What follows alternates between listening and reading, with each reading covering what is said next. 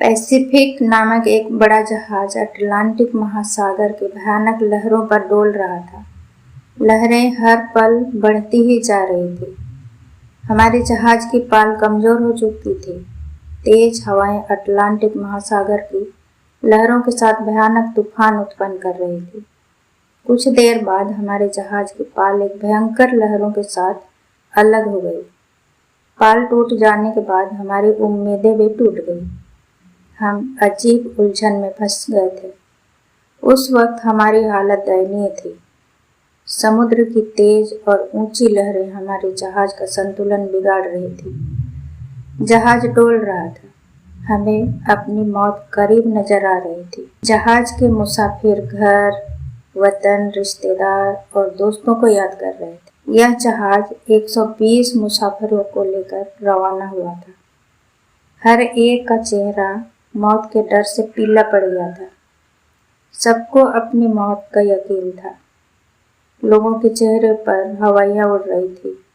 कुछ महिलाएं और बच्चों की आंखें आंसुओं से गीली थी। माएं अपने बच्चों को सीने से लगाए थी। लहरें इतनी तेज थी कि जहाज पानी में एक तिनके की तरह डोल रहा था। जहाज पर मुसाफिरों का सामान धड़ाधड़ गिर रहा था। कभी सामान एक तरफ को लुढ़कता तो कभी दूसरी तरफ। लहरों का शोर और सामान के लुढ़कने का शोर, फिर ऊपर से बच्चों और महिलाओं के चीखने चिल्लाने का शोर, इन सब ने मिलकर वातावरण को और भी भयंकर बना दिया था। लोग ईश्वर से जहाज की और अपनी सलामती की दुआएं मांग रहे थे। पैसिफिक एक मजबूत जहाज था और कप्तान समुद्र का काफी अनुभव रखता था। वह जहाज को तबाही से बचाने की पूरी कोशिश कर रहा था। कोशिश के साथ साथ वह ऊपर वाले पर भरोसा किए हुआ था। इस खतरनाक हालत में भी उसके चेहरे के भाव समान थे।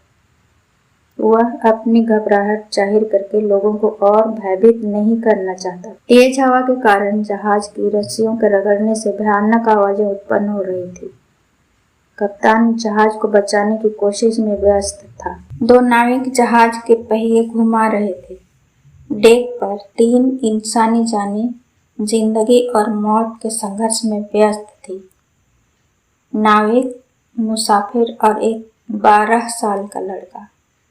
नाविक के सामने खड़े हुए मुसाफिर ने ज्यों ही कदम उठाया, भयानक लहरों ने उसे अपनी गोद में खींच लिया। हम सब डर और आतंक से कांप उठे। करीब के लड़के ने इस दृश्य को देखकर डर से चीखना शुरू किया। रेडी, वह बड़ी लहर हमारी तरफ आ रही है, नाविक ने जोर से कहा। लड़का चीख रहा था, मैं समुद्री जहाज में कभी सफर नहीं करूंगा। मेरी ईश्वर से सबसे बड़ी दुआ यह है कि हम सब कुशलतापूर्वक किनारे तक पहुंच जाएं। मुझे तो ऐसा लगता है कि बस कुछ ही मिनटों में यह जहाज डूब जाएगा। जहाज के साथ हमारी जानें भी जाएंगी। नाविक ने उदासी भरी नजरों से देखते हुए कहा, विलियम, हम सिर्फ कोशिश कर सकते हैं। उसके बाद हमें ईश्वर पर भरोसा रखना चाहिए। मेरे करीब एक अनुभवी नाविक खड़ा हुआ था, जिसके सपाट चेहरे पर किसी तरह के भाव न थे। मुझे उसे देखकर बहुत आश्चर्य हुआ। मैंने उससे पूछा, क्या कभी तुम्हारा इस तरह की घटना से सामना हुआ है? उसने कुछ पलों की खामोशी के बाद कहा, हाँ, कई बार मैं ऐसी परिस्थितियों से 2-4 हुआ हूँ। 16 साल की उम्र में समुद्री जहाज में नौकरी की। जिंदगी का ज्यादातर हिस्सा समुद्री मुसीबतों की नजर कर चुका हूँ। इतना कहकर वह खामोश हो गया। उसकी खामोशी में मुझे अपनी तबाही नजर आ रही थी। तूफान का जोर कुछ कम हुआ तो वे दोनों कदम कदम पर संभलते हुए नीचे उतर आए। जहाज में एक बूढ़ा पादरी भी था, जो बाइबल को ऊंची आवाज में पढ़ रहा था। थोड़ी थोड़ी देर बाद हाथ आसमान की तरफ उठाकर दुआ मांगता, ताकि यह आसमानी मुसीबत टल जाए। लेकिन तूफान था कि रुकने का नाम न लेता था। पैसिफिक की मंजिल न्यू साउथ वेल्स थी। इस जहाज में बहुत सा कीमती सामान भी रखा हुआ था। लोहे का सामान, कटलरी का सामान, खेती के औजार और दूसरे बहुत से सामान। जहाज का कप्तान जिंदा दिल आदमी था। हमेशा उसके चेहरे पर मुस्कुराहट खिली रहती थी। उसका साथी बहुत ही गुस्सैल और खराब आदमी था, लेकिन वह अपने समय का बहुत पाबंद था। इनके अलावे 13 नाविक और थे जो तूफान में फंसे जहाज को तबाही से बचाने में व्यस्त थे। जहाज के मुसाफिरों में बहुत ही भय फैल गया था। मेरा बड़ा बेटा तो बहुत भयभीत था। उसका चेहरा पीला और आंखें फटी हुई थी। ना तो वह रो रहा था, ना चिल्ला रहा था और ना ही कुछ बोल रहा था। मेरे केबिन के साथ वाले केबिन में एक और परिवार था, जिसमें पति पत्नी और 3 बच्चे थे। यह परिवार लंदन से सिडनी के लिए रवाना हुआ था। उसका नाम सिग्रो था। श्रीमती सिग्रो बहुत बीमार थी। उनके साथ एक बच्चा भी था, जिसकी देखभाल एक नर्स के जिम्मे थी। 3 दिन से तूफान में कोई कमी नहीं हुई। ऐसा लगता था कि तूफान जहाज को बर्बाद करके ही दम लेगा। हमारे जहाज से 10 मील की दूरी पर एक टेबुलबे था। कप्तान बड़ी मुश्किल से जहाज को खाड़ी की सतह तक ले गया। इस खाड़ी में पहुंचने से पहले 20 मुसाफिरों ने मौत की गोद में पनाह ली। जैसे ही मैंने खाड़ी की जमीन पर कदम रखा, मेरी जबान ने भगवान का शुक्रिया अदा किया। उस वक्त कप्तान बहुत ही खुश था, क्योंकि उसका जहाज और हमारी जानें तबाही से बच गई थी। कप्तान ने इस खुशी में जहाज के मुसाफिरों को और कर्मचारियों को वहां 2 दिन तक घूमने की इजाजत दे दी। अब हम समुद्र की भयानक लहरों से सुरक्षित थे। सभी के चेहरे खुशी से खिले हुए थे। मैं मिस्टर सिग्रो के परिवार के साथ एक कहवा खाने में दाखिल हुआ और खूब पेट भरकर खाना खाया। 3 दिनों के तूफान के बीच किसी ने पेट भर खाना नहीं खाया था। 2 दिन तक जहाज की मरम्मत की गई। तीसरे दिन मौसम खुशगवार था। जहाज भी सफर के काबिल हो गया था। कप्तान ने मीठे पानी और खाने पीने का सामान का भंडार भरा। हमारे जहाज ने वहां से लंगर उठाया। मौसम बदलने से हम खुश थे। हम अपनी मंजिल के करीब होते जा रहे थे। जहाज पूरी रफ्तार से चल रहा था।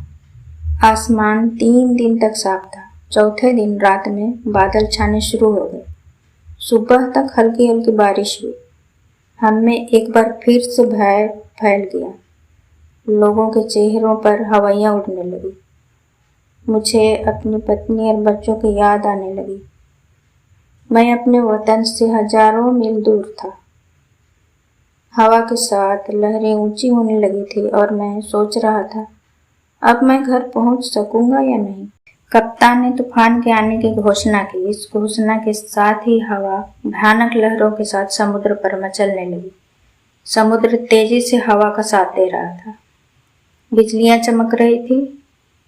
बिजलियों की चमकती हुई रोशनी में हमारा जहाज कांपता हुआ सा दिखाई दे रहा था। अब हमारा जहाज समुद्र की लहरों के रहमो करम पर था। कप्तान ने भी जहाज को लहरों पर छोड़ दिया। जहाज तिनके की तरह डोलने लगा। जहाज से ऊंची ऊंची लहरें उठ रही थी। एक जोरदार लहर आई और डेक पर से 5-6 लोगों को निकलती हुई चली गई। सभी एक तिनके की तरह कभी लहर के साथ नीचे जाते और कभी ऊपर आते। लेकिन यह संयोग ही था कि डूबने वाले सभी लोग जहाज से टकराने से बच गए थे और हम उन्हें दूर से डूबता हुआ देखते हुए दूर निकल गए। तीसरे दिन तूफान कुछ कम हुआ, लेकिन अब हमें एक नई मुसीबत ने आ घेरा था। जहाज में कई जगह दरारें पड़ गई थी।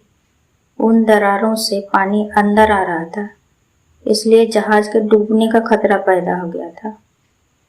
लेकिन नाविकों की कोशिश ने कुछ घंटों में ही पानी को अंदर आने से रोक दिया।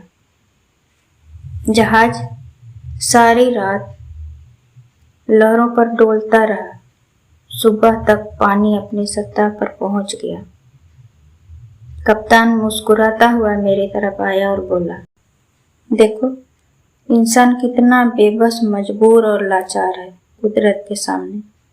कुदरत का एक मामूली से तमाचा भी इंसान के घमंड को मिट्टी में मिला देता है और इंसान कुछ नहीं कर सकता।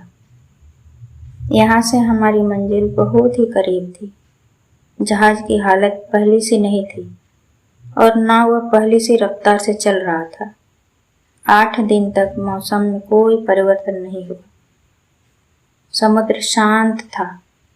10वें दिन हमारे जहाज ने लंगर डाला। मुसाफिरों को अपनी मंजिल देखकर जो खुशी हुई उसे शब्दों में बयान नहीं किया जा सकता। हम किनारे पर पहुंच गए। आसमान को काले बादलों ने ढक लिया। मैंने घृणा से उन काले बादलों को देखा और संतोष की सांस लेकर सामान सहित उतरा। जब भी मुझे यह बीती हुई कहानी याद आती है तो मैं कांप उठता हूँ।